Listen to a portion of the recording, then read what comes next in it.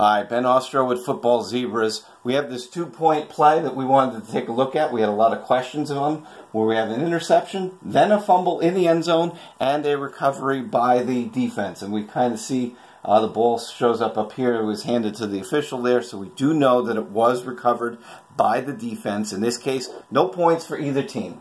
This would ordinarily be a touchback on any standard play, but because it's a 2-point conversion, it is no points for either team, and we kick off just as normal. Now, in this particular case, because the pass put the ball in the end zone, it is a touchback. But let's take this out a little bit more, and let's say that the fumble occurs after the ball leaves the end zone entirely. Then is fumbled back into the end zone and recovered right there by the defense. In that case, any normal play, this would be a safety. So on a scrimmage play, which would be 6 points for a touchdown, it's 2 for a conversion. 3 points becomes 1 point. In this case, we would have a 1-point safety because this is a conversion attempt.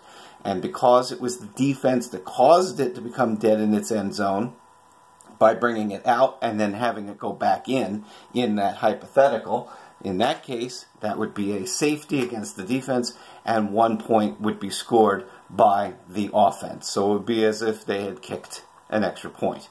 In this particular case, that was a recovery by the defense, but one other complication that comes into play is we have the 2-minute fumble rule in effect for all 2-point conversions, or any conversion for that matter.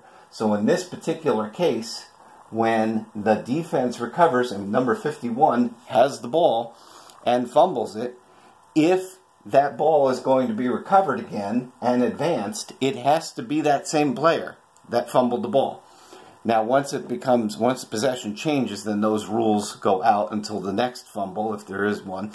But in this particular case, had this been drawn out to the field of play, then made it back into the end zone, a recovery by a teammate of the fumbler would make that dead in the end zone, and that would also be a 1-point safety.